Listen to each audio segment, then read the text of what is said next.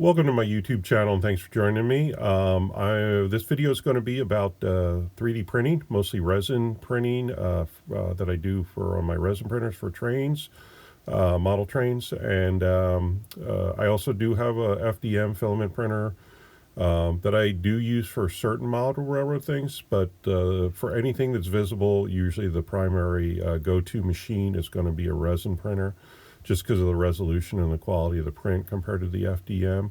Although the FDM's stronger in certain ways, so that's better to be used for different objects, which I'll get into in a later video. But so this is actually what greeted me this morning in my workshop, my weather station, and this was actually earlier in the week. You can see the outdoor railroads, a little snowed in, but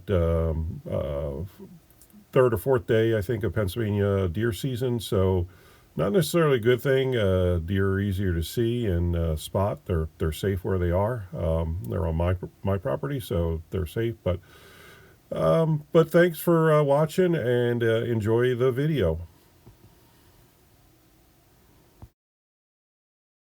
My usual messy workbench. It gets cleaned occasionally, but not very often.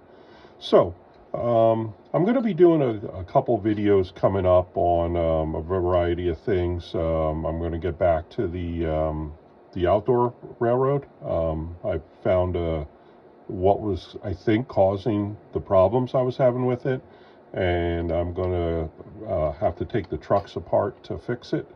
So I'll be doing that in an upcoming video, and an even sooner video is going to be about a T-scale layout that I built in the last month or so. T-scale is a small, very small scale. It's 1/450th scale, so that's basically like half of a Z scale. I'll get more into the details on that coming up, but it's kind of funny because, you know, we had timonium in mid-October, and I spent about 2-3 months at the bench working on the HO structures, which actually, I had come to think of it, I haven't done a video on them either, to get ready for timonium. Did a variety of scratch building and other things. And then as soon as timonium ended, I've had a T-scale layout for a number of years, which was just the oval track on a board, just for fun. And I said, you know what, it'd be nice to build some structures and some scenery and finish that off. So I spent about a month working on that and got it ready for the open house at the Carbon Model Railroad Society, which is in Bowmanstown, Pennsylvania, that I'm a member of. It's an HO, mostly HO club, but they have O scale and some other stuff. And I displayed it there at the holiday open house. It'll be there for the next 2 weekends, and then the weekend after New Year's. So it's funny because I did T-scale for a while, and now I'm kind of burned out on that. So what happened though while I was doing T-scale was I had to print a lot of the structures, print all the structures actually. They're all 3D printed structures. And I had a resin, I actually printed them initially a couple months ago with an FDM printer, filament printer. And you know, the quality, I have a pretty good FDM printer, but it just wasn't there, especially for that small scale.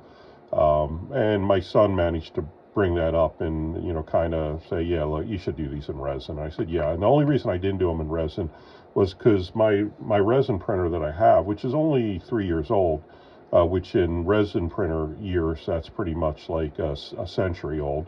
And it wasn't actually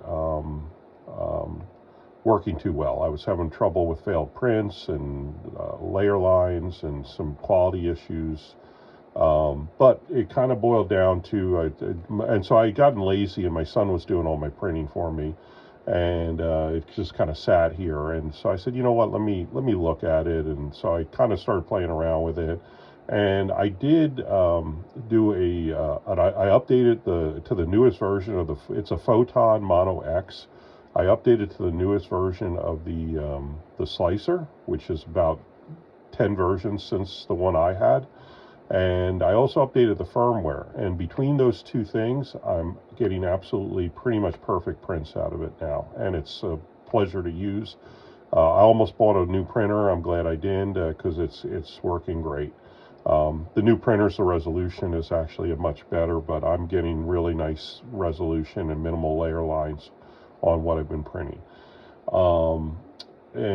So I actually printed all the T-scale structures, and I was like, wow, that's kind of fun. And I said, well, I'll print some HO stuff and mostly O-scale stuff. So that's what this video is about. I'm going to just show you some of the O-scale stuff that I printed using my 3-year-old, like I said, in 3D printer years. That's 100 years old printer, and I'll show you some of some of the things. And this is with model railroad, especially like something like O-scale 2-rail, where there's not a lot out there available.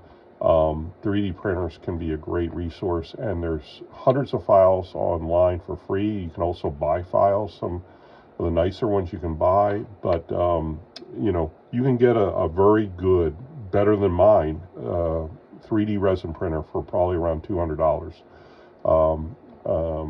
Mine has a little bigger footprint, so it's a little bit more suited for O-scale once you get in some of the bigger stuff. But so then you're going to spend maybe $300, $400. I would say it's a if you're even doing HO, it's a great thing to have. And there's so much free stuff online. And again, you can buy stuff that's maybe a little nicer if you want, but I managed to find some great free print files online, and you can print as many of them as much as you want. So I'll go through a couple quick things. If you remember my Whitcomb critter project that I did a little while ago, critter project, this is another one, the same designer, again, free. It's designed in HO. It's a Whitcomb center cap, 2-axle, and I'll be doing a cylinder drive, a Blunami decoder, and trick it all up and weather the crap out of it like I've done before. And pretty cool design and everything. So I'm looking forward to do this. It's missing some stuff like the headlights and a lot of the details, obviously, but I'll get to that. And so that's just one really neat thing. You can see the Whitcomb spelled out in the radiator like they did. Now some more fun stuff. This is a newer designer online. He posts his stuff on GitHub. This was posted on Thingiverse. And this is a O-scale, would be a crane at a freight house. And this was actually a nickel plate railroad prototype, I believe. And it had the base, the body, and I put a little wood dowel for the pivot. And there's actually the hook for the crane too. I'll have to do a wire for the hook. This one's very delicate, and I had some printed great, but I broke a lot of things taking the supports for the print off. But and it's warped a little bit, but I was gonna toss it and maybe try again, but I said, you know what, these real things, they get beat up in the yard unloading. They probably would have been bent a little bit in real life. So that's a O-scale project. It'll probably go with an O-scale freight house that I'm building for my O-scale club. Now some other kind of cool O-scale stuff. This is actually narrow gauge. This is ON18. So this is O-scale narrow gauge, and it uses a N-scale mechanism and runs on N-scale track. If you remember, if you've probably seen a lot of the ON30 stuff around, which is basically O-scale that runs on HO scale track or gauge track. This is a little narrow gauge locomotive, and it uses these Kato drives, which were N-scale drives, the 109s. They're very inexpensive. They're maybe like $16 15 bucks, whatever.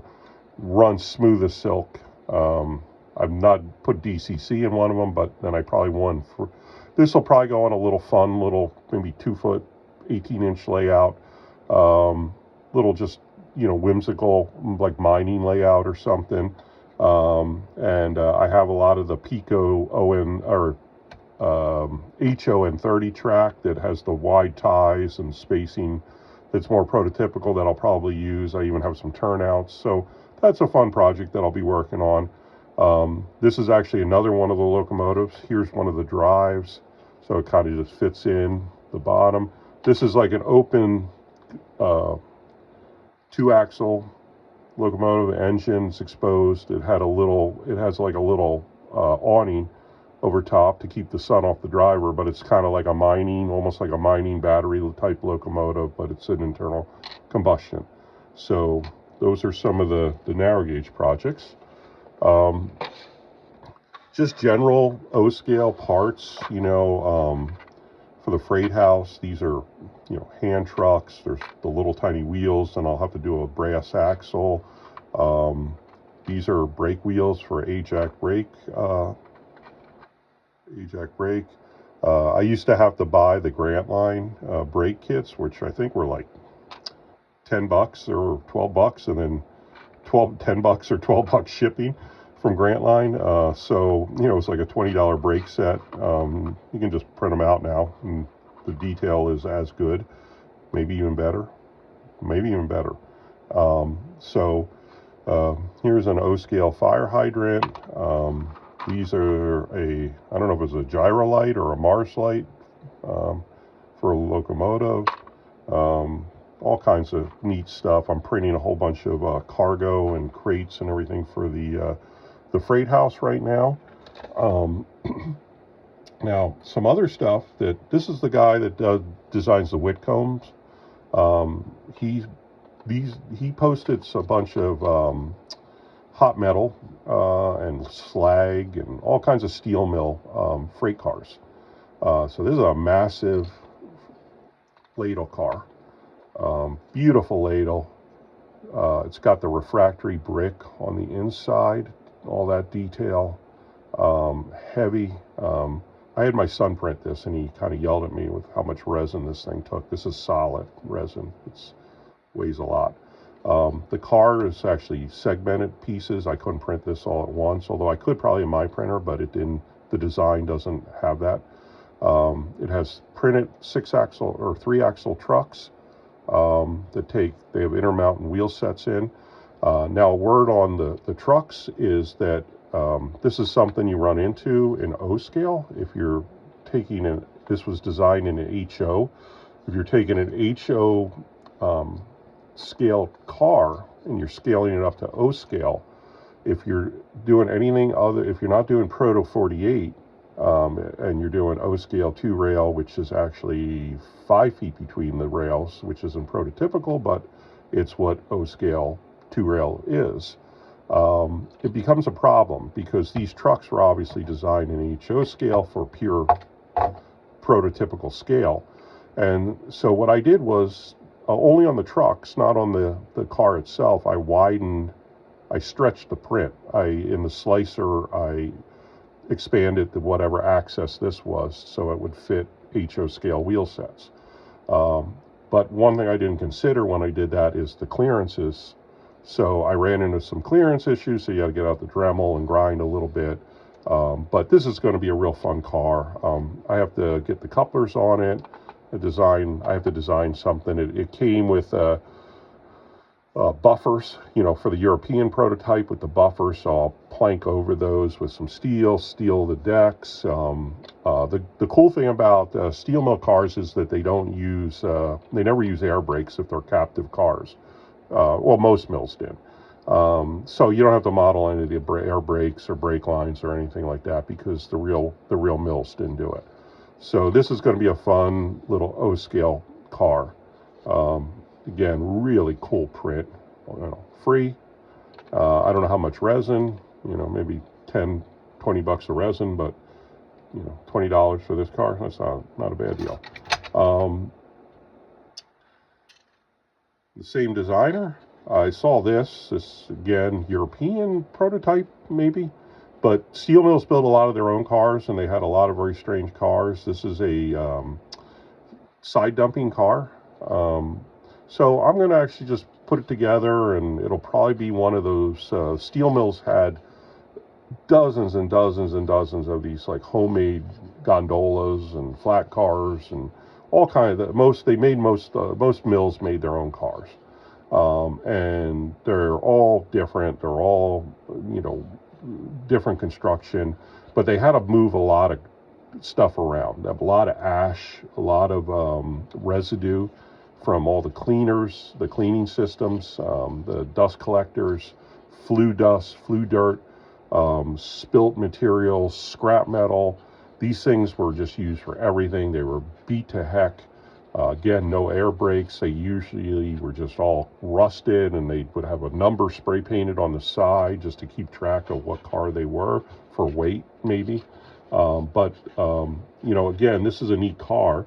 I'm going to have to get some trucks on it. Again, I'm going to have some clearance issues here, which I might have anyway, because this had trucks that were designed for it, which I'm not using because they're you know, I wanted to use. A steel mill would not have had a European design truck. This one's okay because it's a 6-axle, and I actually, these trucks and this car overall is very similar to a car in Sloss in Birmingham, Alabama, at the Sloss steel mill that was used to haul molten iron from the blast furnaces to the pig iron casters. The trucks are very, very similar, strangely. The car's sort of similar. The only difference is it had some more mechanical equipment on it for actually like rotating the ladle on the car. This ladle would be craned up. It wouldn't be tilted on the car because it would shift the weight too much. So it would be lifted up with 2 hooks on the ladle here, and then a third like auxiliary crane hook would be attached to the back, so they could tip the ladle to pour it, which is how a lot of pig iron or pig casters work. They would lift the ladle up, but in Sloss, Alabama, they actually had a car with it had a lid on it too, that with a big ladle, but it had a rack and pinion system that it could rotate, and you know, with the car, I believe, mostly centered, or the weight centered, and tip over and fill the tundish of the pig caster. So just again, playing around, having some fun. I'll be going back to HO for, we have another Fremo show in February in Timonium, or actually, yeah, early February, probably late January. I'll be working on HO again from the structures for the Fremo layout, probably from, you know, late December through the show. So, again, a little O-scale break, having some fun, playing around, building some of these. I'll start painting some of them. Don't know how far I'll get, but any move forward movement is good. So stay tuned for my T-scale layout, because that's actually will be a start to finish layout, which I don't do a lot of, if you noticed, where, you know, it starts with building the layout and ends with a finished product. So stay tuned. Thanks for watching.